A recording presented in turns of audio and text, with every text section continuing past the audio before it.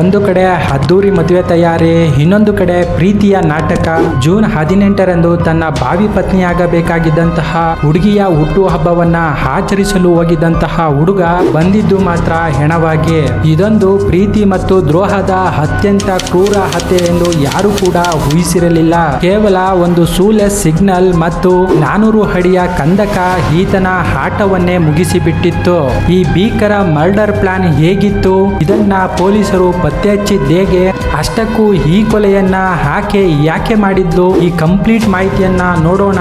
ಅದಕ್ಕಿಂತ ಮುಂಚೆ ನಮ್ಮ ಚಾನೆಲ್ನ ಇನ್ನೂ ಸಬ್ಸ್ಕ್ರೈಬ್ ಮಾಡ್ಕೊಂಡಿಲ್ಲ ಅಂದ್ರೆ ಬೇಗ ಸಬ್ಸ್ಕ್ರೈಬ್ ಮಾಡ್ಕೊಳ್ಳಿ. ಹಾಗೆ ಎಲ್ಲ ನೋಟಿಫಿಕೇಶನ್ಗಾಗಿ ಬೆಲ್ ಐಕಾನ್ ಅನ್ನ ಪ್ರೆಸ್ ಮಾಡಿ.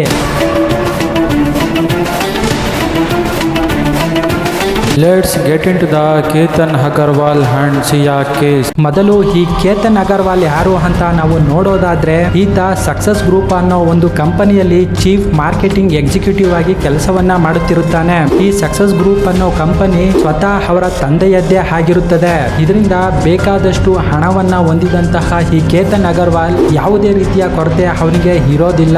ಮತ್ತು ಅಷ್ಟೇ ಅಲ್ಲದೆ ಈ ಕೇತನ್ ಅಗರ್ವಾಲ್ ತುಂಬಾ ಟ್ಯಾಲೆಂಟೆಡ್ ಪರ್ಸನ್ ಆಗಿರ್ತಾನೆ. ಇದರಿಂದ ಕೇತನ್ ಅಗರ್ವಾಲ್ ಅವರ ತಂದೆಯಾದ ವಿಶಾಲ್ ಅಗರ್ವಾಲ್ ಅವರು ಇವನಿಗೆ ಮದ್ವೆಯನ್ನ ಮಾಡಬೇಕು ಅಂತ ಅನ್ಕೊಂತಾರೆ. ಈ ಕೇತನ್ ಅಗರ್ವಾಲ್ಗೆ ಹೆಣ್ಣನ್ನ ನೋಡುವಂತಹ ಸಂದರ್ಭದಲ್ಲಿ ಅವರ ಬಿಸ್ನೆಸ್ ಪಾರ್ಟ್ನರ್ ಆಗಿದ್ದಂತಹ ಪ್ರವೀಣ್ ಚೌಧರಿಯ ಮಗಳು ಇರುವುದು ಅವರ ಕಣ್ಣಿಗೆ ಕಾಣುತ್ತದೆ. ಈ ಪ್ರವೀಣ್ ಚೌಧರಿ ಯಾರು ಅಂದ್ರೆ ಈ ಸಕ್ಸಸ್ ಗ್ರೂಪ್ ಕಂಪನಿಯಲ್ಲಿ ಅವರು ಕೂಡ ಒಬ್ಬರು ಪಾರ್ಟ್ನರ್ ಆಗಿರ್ತಾರೆ. ಈ 30 ವರ್ಷ ಪಾರ್ಟ್ನರ್ ಆಗಿದ್ದಂತಹ ಈ ಪ್ರವೀಣ್ ಚೌಧರಿ ಮತ್ತು ವಿಶಾಲ್ ಅಗರ್ವಾಲ್ ಅವರು ಇಬ್ಬರು ಸೇರಿ ಕೇತನ್ ಅಗರ್ವಾಲ್ ಮತ್ತು ಪ್ರವೀಣ್ ಚೌಧರಿಯ ಮಗಳು ಸಿಹಾ ಗೋಯಲ್ಗೆ ಮದುವೆಯನ್ನ ಮಾಡಬೇಕು ಅಂತ ಅನ್ಕೊಂತಾರೆ. ಇದರಿಂದ ಅವರು ಏನ್ ಮಾಡ್ತಾರೆ ಅಂದ್ರೆ ಈ ಫೆಬ್ರವರಿಯಲ್ಲಿ ಈ ಸಿಹಾ ಗೋಯಲ್ಗೆ ಮತ್ತು ಕೇತನ್ ಅಗರ್ವಾಲ್ಗೆ ಒಂದು ಎಂಗೇಜ್ಮೆಂಟ್ ಅನ್ನ ಮಾಡುತ್ತಾರೆ. ಮತ್ತು ಅಷ್ಟೇ ಅಲ್ಲದೆ ಉದಯಪುರದಲ್ಲಿ ಇವರ ಮದುವೆಗಾಗಿ 17 ಕೋಟಿ ಖರ್ಚನ್ನ ಮಾಡಿ ಪ್ಯಾಲೇಸ್ ಅನ್ನ ಕೂಡ ಬುಕ್ ಮಾಡಿರುತ್ತಾರೆ. ಆದ್ರೆ ಎಲ್ಲವೂ ಸರಿಯಾಗಿ ಇತ್ತು ಅಂತ ಹೇಳೋ ಸಮಯದಲ್ಲಿ ಈ ಸಿಹಾ ಗೋಯಲ್ಗೆ ಬೇರೊಂದೇ ಪ್ರೇಮ ಕಥೆ ಇರುತ್ತದೆ. ಆಕೆ ಚೇತನ್ ಚೌಧರಿ ಎಂಬಾತನನ್ನ ಪ್ರೀತಿ ಮಾಡುತ್ತಿರುತ್ತಾಳೆ. ಇದರಿಂದ ಈ ಕೇತನ್ ಅಗರ್ವಾಲ್ ಜೊತೆ ಅವಳಿಗೆ ಮದುವೆ ಆಗಿರುವುದು ಬಿಲ್ಕುಲ್ ಇಷ್ಟವಿರೋದಿಲ್ಲ. ಆದ್ರೆ ಅವರ ಫ್ಯಾಮಿಲಿಯ ಒತ್ತಡಕ್ಕೆ ಸಿಲುಕಿದಂತಹ ಈ ಸಿಹಾ ಗೋಯಲ್ ಈ ವಿಷಯವನ್ನ ಹೇಳದೆ ಮುಚ್ಚಿಟ್ಟು ಬಲವಂತೆಯಾಗಿ ಎಂಗೇಜ್ಮೆಂಟ್ ಅನ್ನ ಆಗಿರುತ್ತಾಳೆ. ಈ ಕಡೆ ಈಕೆಗೆ ಈ ಕೇತನ್ ಅಗರ್ವಾಲ್ ಜೊತೆ ಮದುವೆ ಆಗುವುದು ಇಷ್ಟ ಇಲ್ಲ, ಈ ಕಡೆ ಚೇತನ್ ಚೌಧರಿಯನ್ನ ಮದುವೆ ಆಗ್ಬೇಕು ಅನ್ನೋ ಇಷ್ಟ. ಇದರಿಂದ ಕೇತನ್ ಅಗರ್ವಾಲ್ ಅವರ ತಂದೆಗೆ ಒಂದು ಚೂರು ಕೂಡ ಈ ವಿಷಯದ ಬಗ್ಗೆ ಅವರಿಗೆ ಅರಿವೇನೇ ಇರೋದಿಲ್ಲ. ಮಾಹಿತಿಗಳ ಪ್ರಕಾರ ಈಕೆ ಯಾರು ಈ ಸಿಹಾ ಗೋಯಲ್ ಕೇತನ್ ಅಗರ್ವಾಲ್ಗೆ ನನ್ಗೆ ಆಲ್ರೆಡಿ ಬಾಯ್ ಫ್ರೆಂಡ್ ಇದ್ದಾನೆ, ನಾನು ನಿನ್ನ ಮದುವೆ ಆಗಲು ಸಾಧ್ಯವಿಲ್ಲ ಅಂತ ಹೇಳಿದ್ದಾಳೆ ಅನ್ನೋ ಒಂದು ಮಾಹಿತಿ ಕೂಡ ಇದೆ. ಇದಕ್ಕೆ ಈ ಕೇತನ್ ಅಗರ್ವಾಲ್ ಒಪ್ಪಿರೋದಿಲ್ಲ. ಆದ್ರೆ ಇದನ್ನ ಹೇಗಾದ್ರೂ ಮಾಡಿ ತಪ್ಪಿಸಬೇಕಾಗಿದ್ದಂತಹ ಸಿಹಾ ಗೋಯಲ್ ಒಂದು ಪ್ಲಾನ್ ಅನ್ನ ಮಾಡುತ್ತಾಳೆ. ಈ ಪ್ಲಾನ್ ಇವತ್ತು ಕೇತನ್ ಅಗರ್ವಾಲ್ ಅವರನ್ನ ಎಲ್ಲರ ಕಣ್ಣಿನಿಂದ ಕಣ್ಮರೆ ಮಾಡಿದೆ. ಆಕೆ ಮಾಡಿದಂತಹ ಪ್ಲಾನ್ ಏನಂದ್ರೆ, ಏನಾದ್ರೂ ಮಾಡಿ ಈ ಕೇತನ್ ಅಗರ್ವಾಲ್ ಅವರನ್ನ ಮುಗಿಸಲೇ ಬಿಡಬೇಕು, ಆಗ್ಲೇ ನಾನು ಈ ಚೇತನ್ ಚೌಧರಿನ ಮದುವೆ ಆಗಲು ಸಾಧ್ಯ ಅಂತ ಡಿಸೈಡ್ ಮಾಡ್ಬಿಡ್ತಾಳೆ. ಇದರಿಂದ ಆಕೆಯ ಪ್ರಿಯತಮ ಚೌತನ್ ಚೌಧರಿ ಮತ್ತು ಸಿಹಾ ಗೋಯಲ್ ಇಬ್ಬರು ಸೇರಿ ಒಂದು ಪ್ಲಾನ್ ಅನ್ನ ಮಾಡುತ್ತಾರೆ.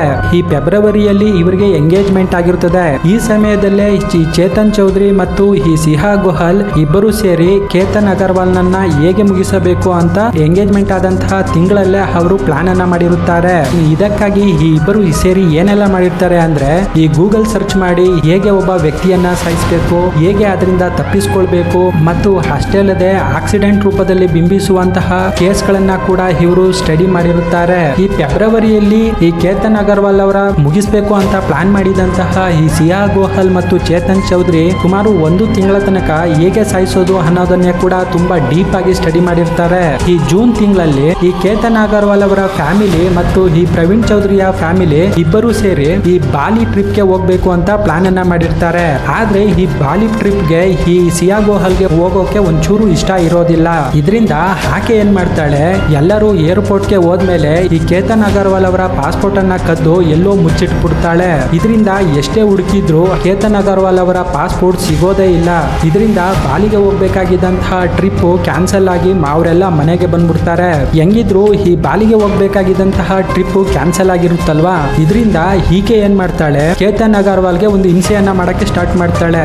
ಏನಂದ್ರೆ, ಹೆಂಗಿದ್ರು ನಾವು ಬಾಲಿಗೆ ಹೋಗೋ ಟ್ರಿಪ್ ಕ್ಯಾನ್ಸಲ್ ಆಗ್ಬಿಡ್ತು, ಸೊ ನಾವು ಇದರಿಂದ ಇದರಿಂದ ಲೋಹರ್ಗೋಡ್ ಕೋಟೆಗೆ ಹೋಗ್ ಬರೋಣ ಬಾ ಅಂತ ತುಂಬಾ ಹಿಂಸೆಯನ್ನ ಮಾಡುತ್ತಿರುತ್ತಾಳೆ. ಆದ್ರೆ ಕೇತನ್ ಅಗರ್ವಾಲ್ಗೆ ಇದ್ರ ಬಗ್ಗೆ ಒಂಚೂರು ಇಷ್ಟನೇ ಇರೋದಿಲ್ಲ. ಜೂನ್ 14ರಂದು ಈ ಕೇತನ್ ಅಗರ್ವಾಲ್ ಅನ್ನ ತುಂಬಾ ಹಿಂಸೆ ಮಾಡಿ ಲೋಹರ್ಗೋಡ್ ಕೋಟೆಗೆ ಕರೆದುಕೊಂಡು ಬಂದಂತಹ ಈ ಸಿಯಾ ಗೋಹಲ್ ಆತನನ್ನ ಸಾಯಿಸುವ ಅಟೆಂಪ್ಟ್ ಅನ್ನ ಅವತ್ತೇ ಮೊದಲಾಗಿ ಮಾಡಿರುತ್ತಾಳೆ. ಹೇಗೆ ಮಾಡಿರ್ತಾಳೆ ಅಂದ್ರೆ ಈ ಬಂಡೆಯ ಹಂಚಿನಲ್ಲಿ ನಿಲ್ಲಿಸಿ ಏನೋ ಹಾವು ಬಂದ್ಬಿಡ್ತು ಅದಕ್ಕೆ ತಳ್ಬಿಟ್ಟೆ ಅನ್ನೋ ರೀತಿಯಲ್ಲಿ ಅವನ್ನ ತಳ್ಬಿಟ್ಟಿರ್ತಾಳೆ. ಆದ್ರೆ ಇಲ್ಲಿ ಟ್ವಿಸ್ಟ್ ಏನಂದ್ರೆ ಆ ಪಕ್ಕದಲ್ಲೇ ಒಂದು ಗಿಡ ಇರುತ್ತದೆ. ಈ ಗಿಡ ಇದ್ದಿದ್ರಿಂದ ಆತ ಬೀಳುವಂತಹ ಸಮಯದಲ್ಲಿ ಆ ಗಿಡವನ್ನ ಹಿಡ್ಕೊಂಡು ಬಚಾವಾಗ್ಬಿಟ್ಟಿರ್ತಾನೆ. ಮೇಲ್ಗಡೆ ಬಂದು ಯಾಕೆ ನನ್ನ ದೂಕ್ತೆ ಅಂತ ಕೇಳಿದಾಗ ಹೀಗೆ ಹೇಳ್ತಾಳೆ, ಇಲ್ಲೊಂದು ಹಾವು ಬಂದ್ಬಿಡ್ತು ಅದಕ್ಕೋಸ್ಕರ ನಿಂಗೆ ಕಚ್ಬಿಡುತ್ತೆ ಅಂತ ನಾನು ನಿನ್ನ ತಳ್ಬಿಟ್ಟೆ, ಸಾರಿ ಅಂತ ಎಲ್ಲ ಹೇಳ್ಬಿಟ್ಟು ಮ್ಯಾನೇಜ್ ಅನ್ನ ಮಾಡ್ತಾಳೆ. ಇದರಿಂದ ಸಿಯಾ ಗೋಹಲ್ ನ ಫಸ್ಟ್ನೇ ಅಟೆಂಪ್ಟ್ ಅಟ್ಟರ್ ಫ್ಲಾಪ್ ಆಗಿರುತ್ತದೆ. ನಂತರ ಜೂನ್ 18 ಅಂದ್ರೆ 4 ದಿನದ ನಂತರ ಈ ಸಿಯಾ ಗೋಹಲ್ ನ ಬರ್ತ್ಡೇ ಇರುತ್ತದೆ. ಇದರಿಂದ ಆಗಲೂ ಲೋಹರ್ಗಢ್ಗೆ ಹೋಗ್ಬೇಕು ಅಂತ ಈ ಕೇತನ್ ಅಗರ್ವಾಲ್ಗೆ ತುಂಬಾ ಹಿಂಸೆಯನ್ನ ಕೊಟ್ಟು ಅವತ್ತು ಅಲ್ಲೇ ಬರ್ತ್ಡೇಯನ್ನ ಸೆಲೆಬ್ರೇಷನ್ ಮಾಡ್ಕೊಳ್ಳೋಣ ಅಂತ ಹಿಂಸೆಯನ್ನ ಕೊಟ್ಟು ಅವಳು ಕರ್ಕೊಂಡು ಹೋಗ್ತಾಳೆ. ಈ ಬರ್ತ್ಡೇ ಸೆಲೆಬ್ರೇಷನ್ ಆದ್ಮೇಲೆ ಸಿಯಾ ಮತ್ತು ಕೇತನ್ ಅಗರ್ವಾಲ್ ಕೋಟೆಯ ಮೇಲತ್ತಲು ಶುರು ಮಾಡುತ್ತಾರೆ. ಇಲ್ಲೊಂದು ಪಾಯಿಂಟ್ ಅನ್ನ ನಾನು ಹೇಳೋದ್ ಮರ್ತೆ, ಏನಂದ್ರೆ ಈ ಚೇತನ್ ಚೌಧರಿ ಇರ್ತಾನಲ್ಲ ಈತ ಜೂನ್ 14ರಂದು ಬಂದಿರೋದಿಲ್ಲ. ಅವಳೊಬ್ಳೆ ಅಟೆಂಪ್ಟ್ ಅನ್ನ ಮಾಡಿ ಫೇಲ್ ಆಗಿರ್ತಾಳೆ. ಇದರಿಂದ ಈಗ ಸಿಯಾ ಗೋಹಲ್ ಈ ಚೇತನ್ ಚೌಧರಿಯನ್ನ ಕರೆದಿರ್ತಾಳೆ. ಯಾಕಂದ್ರೆ ನಾನು ಒಬ್ಳೆ ಮಾಡಿದ್ರೆ ಈ ಅಟೆಂಪ್ಟ್ ಫೇಲ್ ಆಗ್ಬೋದು ಅನ್ನೋ ಒಂದು ಡೌಟ್ ಇಂದ ಈ ಚೇತನ್ ಚೌಧರಿಯನ್ನ ಕೂಡ ಅವಳು ಕರೆದಿರ್ತಾಳೆ. ಇದರಿಂದ ಅವರ ಪ್ಲಾನ್ ನಂತೆ ಈ ಚೇತನ್ ಚೌಧರಿ ಕಾರ್ ನಲ್ಲಿ ಬರ್ಬೇಕಾದವನು ಏನ್ ಮಾಡ್ತಾನೆ, ಯಾವ್ದೋ ಒಂದು ಫ್ರೆಂಡ್ ಬೈಕ್ ಎತ್ಕೊಂಡು ಈ ಟೋಲ್ ಪ್ಲಾಜಾದಲ್ಲಿ ಕಂಡಿಡಿಬಾರ್ದು ಅಂತ ಕಾರ್ನ ತೆಗೆದುಕೊಂಡು ಬರ್ದೆ ಅವನ್ ಫ್ರೆಂಡ್ ನ ಬೈಕ್ ನಲ್ಲಿ ಈ ಟೋಲ್ ಪ್ಲಾಜಾನ ದಾಟ್ಕೊಂಡು ಬಂದಿರ್ತಾನೆ.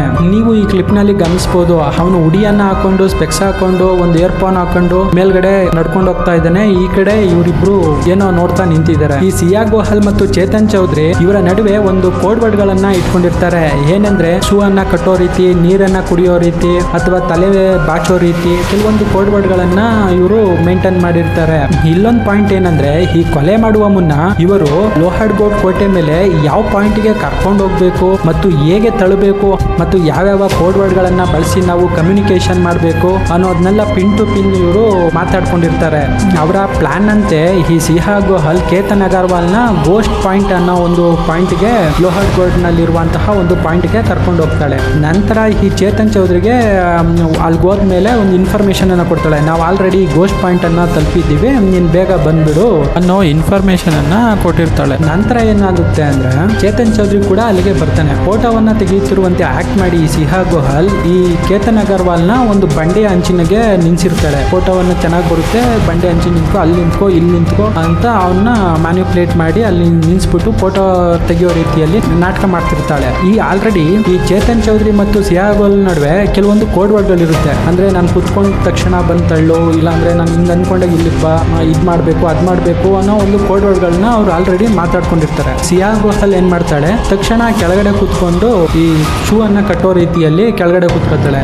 ಇದರಿಂದ ಚೇತನ್ ಚೌಧರಿ ಓಡಿ ಬಂದು ಈ ಎಡ್ಜ್ ಪಾಯಿಂಟ್ ನಲ್ಲಿ ನಿಂತಿದ್ದಂತಹ ಕೇತನ್ ಅಗರ್ವಾಲ್ ನನ್ನ ತಳ್ಳಿಬಿಡ್ತಾನೆ. ಈ ತಳ್ಳಿದ ತಕ್ಷಣ ಹಿಡ್ಕೊಳ್ಳಕ್ಕೆ ಯಾವುದೇ ಗ್ರಿಪ್ ಇಲ್ಲದಿದ್ರಿಂದ ಈತ 400 ಅಡಿಯ ಕಂದಕಕ್ಕೆ ಬಿದ್ದು ಸಾವನ್ನಪ್ತಾನೆ. ಈ ಕೇತನ್ ಅಗರ್ವಾಲ್ ಯಾವಾಗ ಕೆಳಗಡೆ ಬಿದ್ನೋ ಈ ಸಿಯಾ ಗೋಹಲ್ ಏನ್ ಮಾಡ್ತಾಳೆ, ಈ ಚೇತನ್ ಚೌಧರಿನ ಅಲ್ಲಿಂದ ಹೋಗು ಬೇಗ ಹೋಗ್ಬಿಡು, ಇಲ್ಲಾಂದ್ರೆ ಸಿಗಾಕೊಂಡ್ಬಿಡ್ತೀಯ ಅನ್ಬಿಟ್ಟು ಅವನ್ನ ಅಲ್ಲಿಂದ ಇಮಿಡಿಯೇಟ್ ಆಗಿ ಕಳ್ಸಿಬಿಡ್ತಾಳೆ. ಈ ಚೇತನ್ ಚೌಧರಿನ ಕಳಿಸಿದ್ಮೇಲೆ ಈ ಸಿಯಾ ಗೋಹಲ್ ಜೋರಾಗಿ ಕಿರ್ಚ್ಕೊಂತಾಳೆ. ಇದರಿಂದ ಪೊಲೀಸರು ಆ ಸ್ಥಳಕ್ಕೆ ಬಂದು ನೋಡಿದಾಗ ಅವಳು ಎಲ್ಲವನ್ನ ಹೇಳ್ತಾಳೆ, ನಾನು ಹೀಗೆ ಫೋಟೋವನ್ನ ತೆಗೀತಿದ್ದೆ, ಆಕಸ್ಮಿಕವಾಗಿ ಈ ಎಡ್ಜಿಲ್ ನಿಂತ್ಕೊಂಡು ಜಾರ್ ಬಿದ್ಬಿಟ್ಟ ಅನ್ನೋ ಕಥೆಯನ್ನ ಹೇಳ್ತಾಳೆ. ಇದರಿಂದ ಪೊಲೀಸರು ಕೂಡ ಮೊದಲು ಯಾವುದೇ ರೀತಿಯ ಇನ್ವೆಸ್ಟಿಗೇಷನ್ ಮಾಡೋದಿಲ್ಲ, ಇರ್ಬೋದೇನೋ ಅಂತ ಅವರು ಕೂಡ ನಂಬಿಡ್ತಾರೆ.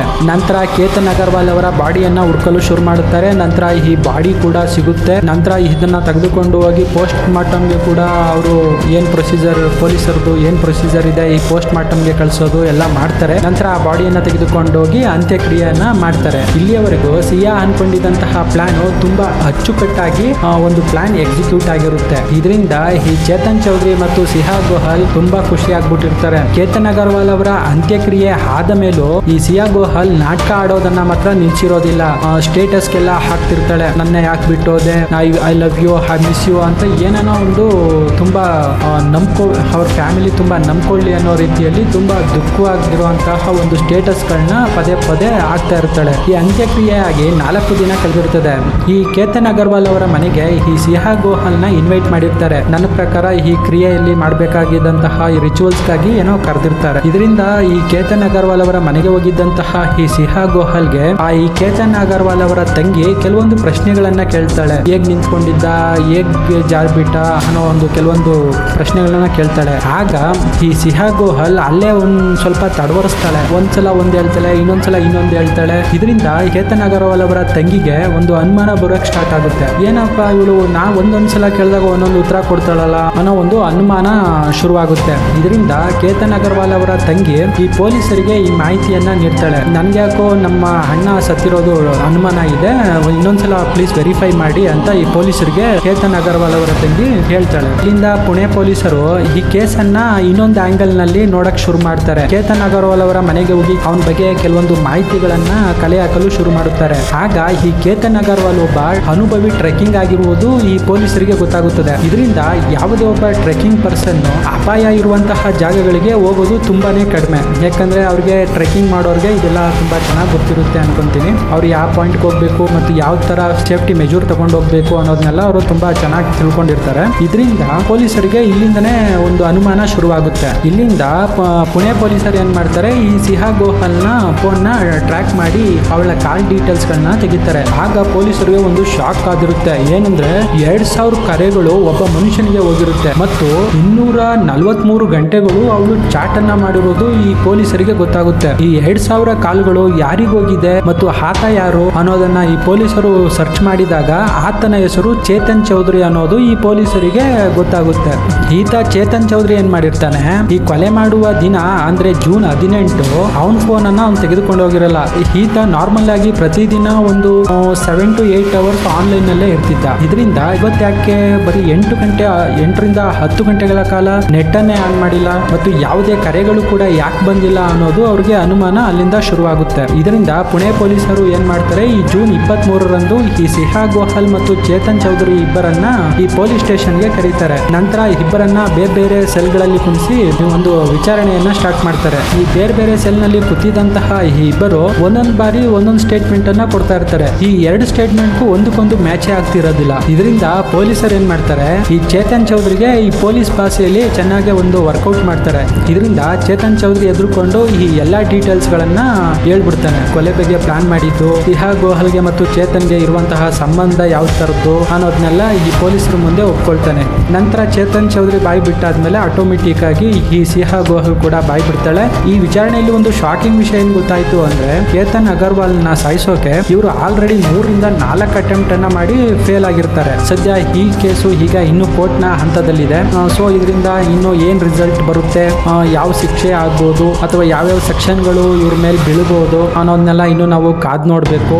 ನಾನಿಲ್ಲಿ ಕೇಳೋ ಒಂದು ಸಾಮಾನ್ಯ ಪ್ರಶ್ನೆ ಏನಂದ್ರೆ, ಇವ್ರಿಗೆ ಇಷ್ಟ ಇಲ್ಲ ಅಂದಿದ್ರೆ, ಈ ಸಿಹಾ ಗೋಹಲ್ಗೆ ಇಷ್ಟ ಇಲ್ಲ ಅಂದಿದ್ರೆ ಯಾವ್ದಾದ್ರು ಒಂದು ರೀತಿಯಲ್ಲಿ ಯಾರು ಈ ಕೇತನ್ ಅಗರ್ವಾಲ್ ಅವರ ತಂದೆಗೋ ಅಥವಾ ಅವ್ರ ತಾಯಿಗೋ ಯಾವ್ದಾದ್ರು ರೀತಿಯಲ್ಲಿ ತಿಳಿಸ್ಬೋದಾಗಿತ್ತು, ಅಥವಾ ಇಲ್ಲಾಂದ್ರೆ ಏನಾದ್ರು ಒಂದು ಮಾಡ್ಬೋದಾಗಿತ್ತು. ಇದರಿಂದ ಈ ಕೇತನ್ ಚೌಧರಿ ಮತ್ತು ಈ ಸಿಹಾ ಗೋಹಲ್ ಹಾಪಿಯಾಗಿರ್ತಿದ್ರು. ಈಗ ಈ ಕಡೆ ಕೇತನ್ ಅಗರ್ವಾಲ್ ಅವರ ಫ್ಯಾಮಿಲಿಗೆ ಅವ್ರ ಮಗನ್ನೇ ಕಳ್ಕೊಂಡು ಅವ್ರಿಗೆ ಏನ್ ಮಾಡ್ಬೇಕು ಅನ್ನೋ ಒಂದು ದಿಕ್ಕೆ ಇಲ್ದಂಗಾಗಿದೆ. ಯಾರೋ ಒಬ್ರು ಬಂದು ಯಾವ್ದೋ ಒಂದು ರೀಸನ್ಗೆ ಸಾಯಿಸ್ಬಿಡ್ತಾರೆ ಅಂದ್ರೆ ಪಾಪ ಅವ್ರ ಫ್ಯಾಮಿಲಿಗೆ ಎಷ್ಟು ನೋವಾಗಿರ್ಬೇಡ. ಈ ಸಿಹಾ ಗೋಹಲ್ ಮಾಡಿದಂತಹ ಈ ಒಂದು ತಪ್ಪು ನಿರ್ಧಾರದಿಂದ ಇವತ್ತು ಕೇತನ್ ಅಗರ್ವಾಲ್ ಅವರ ಫ್ಯಾಮಿಲಿ, ಈ ಕಡೆ ಪ್ರವೀಣ್ ಚೌಧರಿ ಅವರ ಫ್ಯಾಮಿಲಿ, ಈ 2 ಫ್ಯಾಮಿಲಿಗಳು ಇವತ್ತು ಸಫರ್ ಅನ್ನ ಮಾಡ್ತಿದೆ ಅಂತ ಅನ್ಬೋದು. ಸೊ ಇಲ್ಲಿ ನಾನು ಒಂದು ಪಾಯಿಂಟ್ ಅನ್ನ ಹೇಳೋದು ಮರ್ತೆ. ಪೊಲೀಸರಿಗೆ ಈ ಸಿಹಾ ಸ್ಟೇಟ್ಮೆಂಟ್ ಅನ್ನ ಕೊಡುವಂತಹ ಸಮಯದಲ್ಲಿ ಏನ್ ಹೇಳಿರ್ತಾಳೆ ಅಂದ್ರೆ, ಕೇತನ್ ಅಗರ್ವಾಲ್ ಬಾಲ್ಡ್ ಆಗಿದ್ದ, ಅವನು ಏರ್ ಪ್ಯಾಚಸ್ ಗಳನ್ನ ಹಾಕೊಂಡಿದ್ದ, ಇದರಿಂದ ನನಗೆ ಇಷ್ಟ ಆಗಿಲ್ಲ. ಸೊ ದಟ್ ನಾನು ಅದ್ರ ಒಂದು ಕಾರಣದಿಂದಲೂ ನಾನು ಅವನ್ನ ಇಷ್ಟಪಟ್ಟಿರಲಿಲ್ಲ ಅಂತ ಒಂದು ಸ್ಟೇಟ್ಮೆಂಟ್ ಅನ್ನು ಕೊಡ್ತಾಳೆ. ಸೊ ಇನ್ನು ಯಾವ್ಯಾವ ಪಾಯಿಂಟ್ಗಳನ್ನ ನಾನು ಮಿಸ್ ಮಾಡಿದ್ದೀನಿ ಅನ್ನೋದನ್ನ ಕಮೆಂಟ್ ಮಾಡಿ. ಈ ಕೇಸ್ ಬಗ್ಗೆ ನಿಮಗೆ ಪರ್ಸನಲಿ ಏನು ಅನಿಸ್ತು ಅನ್ನೋದನ್ನ ಆನೆಸ್ಟ್ ಆಗಿ ಕಮೆಂಟ್ ಮಾಡಿ. ಇದೇ ಥರದ ಇನ್ನೊಂದು ಕೇಸ್ ಜೊತೆ ಬರ್ತೀನಿ. ಅಲ್ಲಿವರೆಗೂ ನಮಸ್ಕಾರ.